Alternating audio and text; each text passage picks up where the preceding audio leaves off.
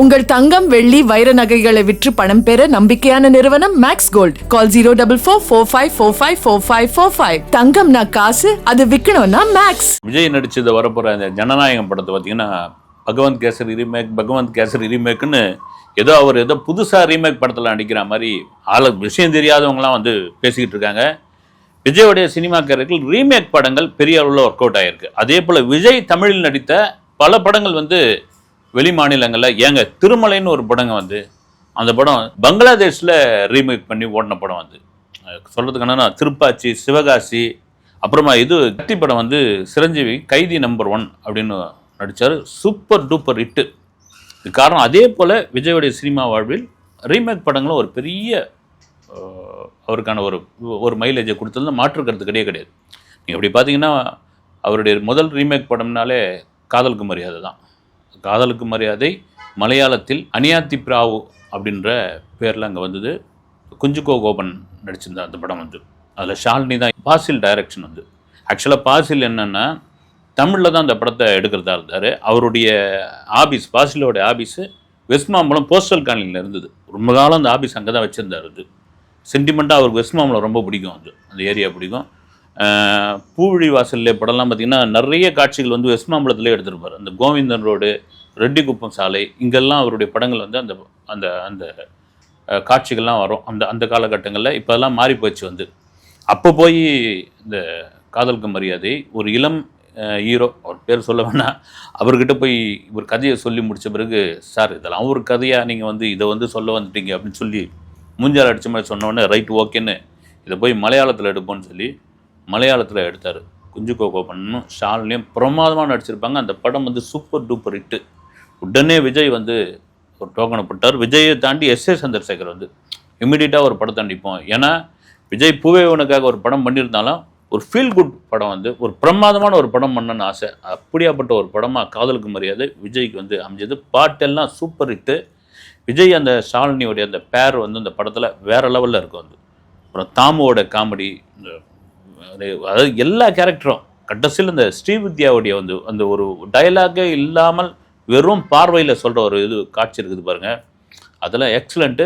உண்மையிலே அது பாசிலுக்கு தான் அந்த கிரெடிட் எல்லாம் போய் சேரும். வந்து அவ்வளோ ஒரு அற்புதமான டைரக்டர். எனக்கு ரொம்ப பிடிச்ச படம் வந்து கிளிப்பேச்சு கேட்கவான்னு ஒரு படம். அந்த படம் ஏன் ஓடலன்னு தெரியல, பிரமாதமான ஒரு படம் வந்து அந்த படம். நினைத்தேன் வந்தாய், இந்த படத்தை நீங்கள் பார்த்துருப்பீங்கன்னு. மல்லிகே மல்லிகே அப்படின்ற சாங் வந்து பெரிய ஹிட்டு. தெலுங்கில் வந்து பெல்லி சண்டாடி அப்படின்னு ஒரு படத்தினுடைய ரீமேக் இது வந்து. அந்த தெலுங்கில் நடித்தது யாருன்னா தெலுங்கு நடிகர் ஸ்ரீகாந்த். அந்த படம் அங்கே சூப்பர் ஹிட்டு. இந்த படத்தை வந்து இவரும் எஸ்எஸ்சி தான் வந்து விஜயோட அப்பா தான் இந்த படத்தை வாங்கி பண்ணலான்னு ஒரு மாதிரி ஒரு லவ் ஸ்டோரி. 2 கதாநாயகிகள், ரம்பா, தேவயானி. பிரமாதமான பாட்டு அந்த படம். அந்த படத்தில் வந்து செல்வ பாரதி இயக்கியிருந்தார். செல்வ பாரதி யாருன்னா மணிவண்ணன் அவர்களிடம் உதவி இயக்குனராக இருந்தவர். எஸ்ஏசி கிட்ட கூட ஒர்க் பண்ணியிருக்காரு. எஸ்.ஏ. சந்திரசேகருடைய ஒரு குணம் என்னென்னா தன்னிடம் அசிஸ்டண்ட்டாக இருக்கிறவங்களாம் வந்து இயக்குனராக மாற்றுவார், அப்படி இல்லைனா டிஸ்ட்ரிபியூட்டராக மாற்றுவார், அடுத்த லெவலில் கொண்டு போவார். நீங்கள் எஸ்ஏசியோடைய அசிஸ்டண்ட் பூரா வந்து விஜய் வச்சு படம் பண்ணவங்க தான் பெரும்பாலும். அப்படி அந்த நினைத்தேன் வந்தாய் வந்து சூப்பர் ஹிட். இதில் ஒரு முக்கியமான ஒரு விஷயம் என்னென்னா அந்த படத்தில் தெலுங்கு நடிச்சார்ல ஸ்ரீகாந்த், அவர் தான் பிற்பாடு ஹீரோவாக நடித்தார். பிற்பாடு வந்து வாரிசு படத்தில் விஜய்க்கு அண்ணனாக பண்ணியிருந்தார். வந்து இந்த படத்தினுடைய பாட்டு இன்றைக்கி கேட்டாலும் அருமையாக இருக்கும். இந்த படம் வந்து இளைஞர்கள் மத்தியில் ஒரு நல்ல வரவேற்பை பெற்றது. வந்து அதே போல் வந்து பிரியமானவள்னே ஒரு படம் வந்து பவித்ர பந்தம்னு வெங்கடேஷ் நடித்த ஒரு படம் தெலுங்கில் சூப்பர் டூப்பர் ஹிட்டு. இந்த படம் என்னென்னா ஒரு கணவன் மனைவிக்கான ஒரு உறவை, அந்த அந்யோன்யத்தை, அவங்களுடைய அந்த பாச போராட்டத்தை, விவாகரத்துன்ற ஒரு விஷயத்தை வந்து சொல்லக்கூடிய ஒரு படமாக இருந்தது. வந்து பிரியமானவளே படத்தை வந்து ரீமேக்கில் நடிக்கணுமா அப்படின்னு விஜய் வந்து வேண்டாவே இருப்பா, முதல்ல வேணான்ட்டார்.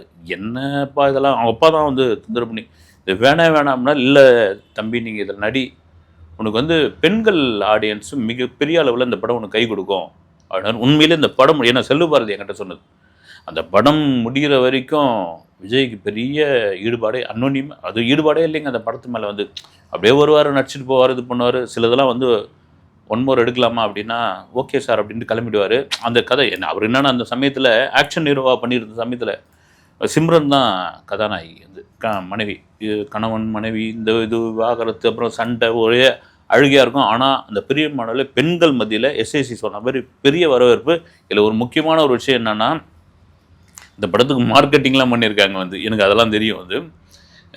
பிரியமானவளை ரிலீஸ் ஆகி முதல் ஒரு நாள் வந்து ஷோவே பெரிய அளவில் கூட்டமே இல்லை.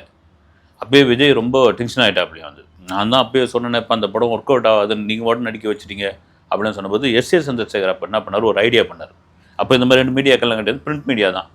இந்த விவாகரத்து ஆகி ஒன்றா சேர்ந்தாங்க இல்லைங்களா தம்பதிகள், அவங்கெல்லாம் ஒரு 10-15 பேரை பிடிச்சின்னு வந்துட்டாருன்னா கூட்டின்னு வந்து அவங்க இந்த படத்தை பார்த்து தான் நாங்கள் வந்து ஒன்றா சேர்ந்துன்ற மாதிரியான ஒரு விஷயத்தை வச்சு கேக்லாம் வச்சு கொண்டாடி அந்த படத்தை வந்து பிரமாதமாக ஒரு விளம்பரப்படுத்தி மார்க்கெட்டிங் பண்ணி அதை ஆடியன்ஸை வர வச்சாங்க. விஜயோடைய சினிமா கேரியரில் பிரியமானவளே ஒரு முக்கியமான படம். ஏன்னா வெறும் ஆக்ஷன் ஹீரோ, இவருக்கு வந்து பஞ்ச் டைலாக் பேசுறது தான் தெரியும் அப்படின்ற மாற்றின படம் பூவே உனக்காக, காதலுக்கு மரியாதை, பிரியமானவளே, இந்த படங்கள்லாம் சொல்லலாம். இந்த படத்தையும் செல்வபாரதி தான் டைரக்ட் பண்ணியிருந்தார். ஏன்னா நினைத்தேன் வந்தாய பக்காவாக அந்த குறிப்பிட்ட காலத்தில் நீங்கள் டைரக்டர் மணிவண்ணன்கிட்ட இருந்து அசிஸ்டண்ட்டாக வந்தவங்க எல்லாம் பார்த்தீங்கன்னா சொன்ன அந்த நாளுக்குள்ளே அந்த படத்தை சீக்கிரமாக முடிச்சு விடுவாங்க. அப்படி வந்து கரெக்டான அந்த டேட்டில் முடிச்சு கொடுத்தோன்னே அவருக்கு எஸ்ஏசிக்கு ரொம்ப இதுவாகிடுச்சு. இன்னொரு முக்கியமான விஷயம் என்னென்னா, பிரியமானவளே படம் 100 days ஓடிச்சுங்க. அது ரொம்ப ரொம்ப முக்கியமான ஒரு விஷயம். இன்றைக்கும் நம்ம டெலிவிஷனில் பார்த்தோம்னா அந்த சேனலை மாற்றாமல் அப்படியே பார்த்துருக்கிற ஒரு படம் வந்து ஃப்ரெண்ட்ஸ். 1999 மலையாளத்தில் வந்த படம் வந்து ஃப்ரெண்ட்ஸு. சித்திக் தான் டைரக்ட் பண்ணியிருந்தார் இந்த படம் வந்து. இந்த படத்தில் ஜெயராம், முகேஷ், அப்புறம் சமீபத்தில் மறைந்த நடிகர் இயக்குனர் சீனிவாசன், இவங்கெல்லாம் பண்ணியிருப்பாங்க. படம் சூப்பர் டூப்பர் ஹிட் வந்து. இந்த படம் பார்த்துட்டு விஜயை வந்து நான் பண்ணுற சார்னு வந்தது வந்து. அந்த படத்தில் அங்கே மலையாளத்தில் பண்ணது தான் விஜய், சூர்யா, ரமேஷ் கண்ணா பண்ணியிருந்தாங்க. வடிவேல் அவருடைய காமெடிலாம் நிறைய ஆட் பண்ணாங்க. இதை வந்து வடிவேல், ராதாரவி இதெல்லாம் வந்து நிறைய ஆட் பண்ணாங்க. இந்த படத்துக்கு வந்து வடிவேல் மிகப்பெரிய பலம் வந்து. இந்த படம் தொடங்கினதுலேருந்து அப்படி போயிட்டே இருக்கிற ஒரு விஷயம், கடைசியில் வந்து ஒரு விஷயம் வந்து அது யாரும் எதிர்பார்க்காத ஒரு விஷயத்தை கொண்டு வந்து விஜய்க்கும் சூர்யாவுக்குமான ஒரு விஷயத்தை ஓப்பன் பண்ணுவார் டைரக்டர் சித்திக் வந்து. அது எக்ஸலண்ட். உண்மையிலேயே மலையாள படங்கள்லாம் அதில் மாற்றுக்கிறது கிடையாது. சாதாரணமாக போகிற ஒரு படம். இந்த ஃப்ரெண்ட்ஸ் வெற்றிக்கு அதுவும் ஒரு காரணம். ஒரு ஸ்டைலிஷான ஆக்ஷனான ஒரு சாதாரண ஒரு பையனா, ஒரு சாதாரண ஆளா, ஒரு டீ கடையில் வேலை செய்கிறவரா விஜய். ஏன்னா விஜயோட வெற்றிக்கு காரணமே வந்து ஒரு சாதாரண காஸ்டியூம் போட்டு வருது, ஒரு இயல்பாக இருக்கிறது. பார்க்குறோடனே நம்ம பக்கத்து வீட்டு பையன்மான், நம்ம எதிர் வீட்டு பையன்மான். அந்த காலகட்டங்களில் அப்படி மக்கள் கூட கனெக்ட் ஆன படங்கள் ரொம்ப முக்கியமான படங்கள். அதில் ஒரு மிக முக்கியமான படம் பத்ரி. தெலுங்கில் சூப்பர் டூப்பர் அடித்த தம்புடு படத்தினுடைய ரீமேக் அது. தம்புடு படம் வந்து பவன் கல்யாண் நடிச்சிருப்பார். அந்த படம் பெரிய ஹிட்டு.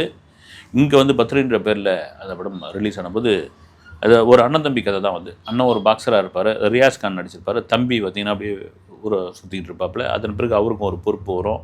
அதன் பிறகு அவர் களத்தில் இறங்குவார். இது மாதிரியான ஒரு சென்டிமெண்டான படம் வந்து ரொம்ப ஜாலியாக போயிட்டுருக்கும். இந்த படம் அப்போது வந்து இது வெற்றியா தோல்வியா, இது அந்தளவுக்கு ஓடல, இந்த மாதிரியான விமர்சனங்கள்லாம் இருந்தது.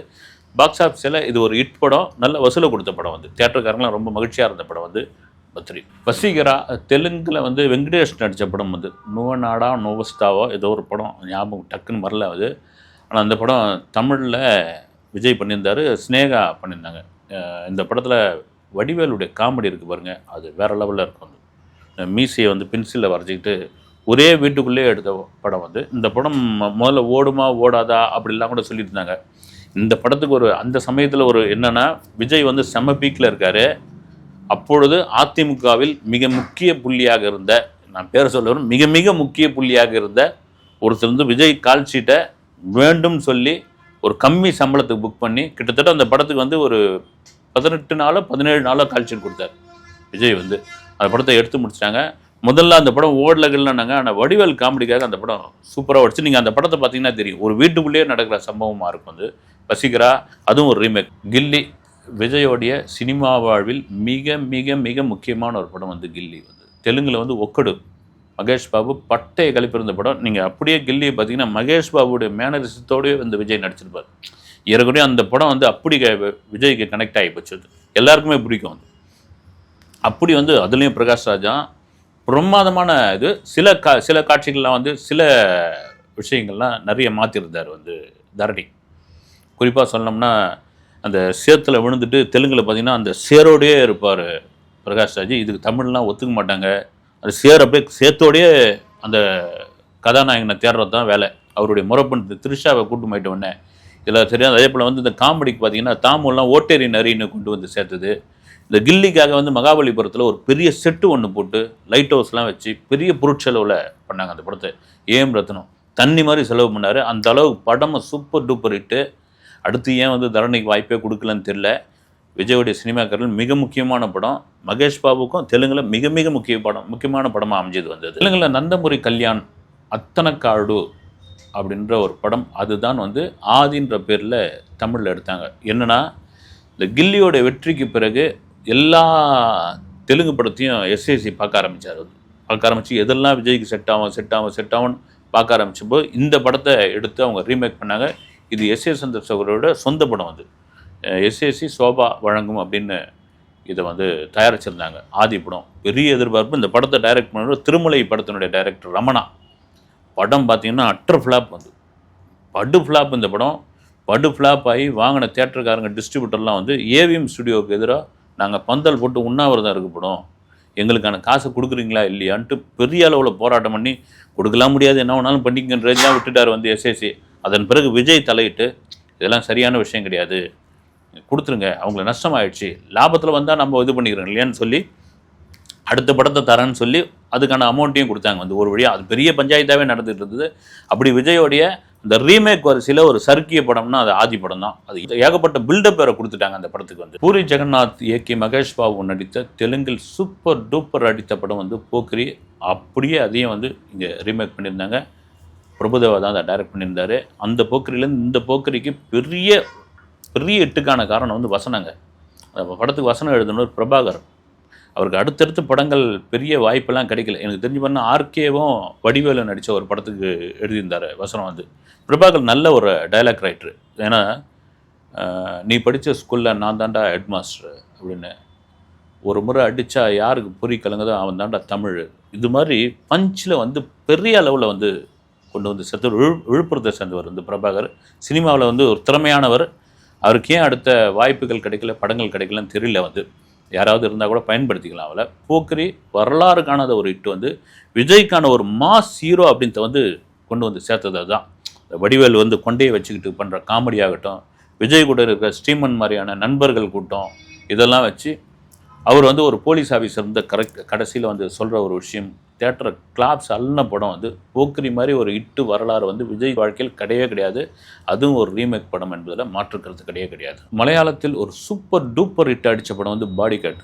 சித்திக் டைரக்ஷன் வந்து அந்த படம் வந்து இந்த படம் வந்து மலையாளத்தில் ஒரு பெரிய அளவில் ஹிட் அடிச்சது. எல்லாருடைய பார்வையும் பாடிகார்ட் மேலே திரும்பிச்சு. வந்து குறிப்பாக அந்த படத்தில் மலையாளத்தில் திலீப்பும் நயன்தாராவும் நடிச்சிருப்பாங்க. வந்து சூப்பர் ஹிட் படமான இந்த படத்தை தமிழில் வந்து காவலன்ற பேரில் ரீமேக் பண்ணாங்க. அது எந்த நேரில் காவலன் வச்சாங்களோ தெரியல. அந்த படம் சுற்றி வந்து ஏகப்பட்ட பிரச்சனைகளை சந்தித்து ஒரு நாள் லேட்டாக ரிலீஸ் ஆகி, என்ன விஜய் படம்னாலே பிரச்சனை தானே. வந்து இதுவாக அந்த படம் ஓடுமா ஓடாதான்ற அளவுக்கு வந்தப்போ ரசிகர்லாம் அந்த படத்தை எப்படி மலையாளத்தில் எப்படி வந்து ஒரு பெரும் ஆதரவு கொடுத்தாங்களோ அந்த மாதிரி ஒரு ஆதரவு தமிழ் சினிமா ரசிகர்லாம் அந்த படத்தை கொடுத்தாங்க. கண்டென்ட் அந்த மாதிரி பிரமாதமாக இருக்கும். நீங்கள் இப்போ பார்த்தீங்கன்னா கூட காவலன் பார்த்தீங்கன்னா அப்படி ஒரு பிரமாதமான படமாக இருக்கும். அது வடிவேல் காமெடியும் பெரிய அளவில் ஒர்க் அவுட் ஆச்சு. வந்து நண்பன் சொல்லவே தேவையில்ல. 3 Idiots ஒரு இந்தியில் ஒரு சூப்பர் டூப்பர் ஹிட் அடித்த படம். வந்து இதை சங்கர் ரீமேக் படத்தை டைரக்ட் பண்ண போகிறாரா அப்படின்றப்பெல்லாம் ஒரு இந்த படத்தை அறிவிப்பு இல்லாதப்போ எல்லாருக்கும் பெரிய ஆச்சரியமாக இருந்தது. அப்புறம் 3 Idiots வச்சு பண்ண போகிறாருன்னு ஓகே, இதை எப்படி இங்கே பண்ண போகிறாரு அப்படின்ற மாதிரி ஒரு கேள்வி வந்து, இல்லை விஜய் நடிக்கிறாரு கூட வந்து ஸ்ரீகாந்த் ஜீவா நடிக்கிறாங்கன்னு விஜய் எப்படி ஒத்துக்கிட்டாரு அந்த மாதிரியான கேள்வியெலாம் இருந்தது. ஆனால் படம் வந்து வேறு லெவலில் கொண்டு போச்சு. ஏன்னா இந்த படத்தில் தான் அசிஸ்டண்ட்டாக இருந்தவர் வந்து அட்லி. குறிப்பாக வந்து சத்யராஜை தாண்டி வந்து சத்யன் ஒரு நடிகர் இருந்தார் பாருங்க, இருக்கார் அவர். அது சத்யன் வந்து பிரமாதமாக நடிச்சிருப்பார். அது வந்து அவ்வளோ அருமையான ஒரு படம். எதுக்கு சொல்கிறோம்னா இத்தனை படங்களும் வந்து விஜய் ரீமேக்கில் நடித்த படங்கள் தான். இத்தனையும் சூப்பர் ஹிட் படங்கள் தான். அவர் ஏதோ புதுசாக வந்து ரீமேக்கில் நடிக்கிறாரு, பகவந்த் கேசரி ஏதோ புதுசாக பண்ணுறாரு அப்படின்ற மாதிரி பகவந்த் கேசரி பண்ணிட்டாங்கன்னு கடைசி படம் இன்னும் வேறு ஏதாவது ஒரு கதையை அனந்தரிக்கக்கூடிய ஒரு அரசியல் விஷயத்தை கையில் எடுத்து பண்ணியிருக்கலாமே அப்படின்னு தான் எல்லாருடைய ஆதங்கம். ஓகே, படம் ரிலீஸ் ஆனால் அந்த ஃபஸ்ட் ஷோவில் தெரிஞ்சு போகுது இது இப்போ முழுக்க பகவந்த் கேசரியா, இது பாதியா இல்லது விஜய் அரசியல் பேசக்கூடிய படமானு தெரிஞ்சுட்டு போகுது. அடுத்த வீடியோவில் சந்திக்கிறேன். நன்றி.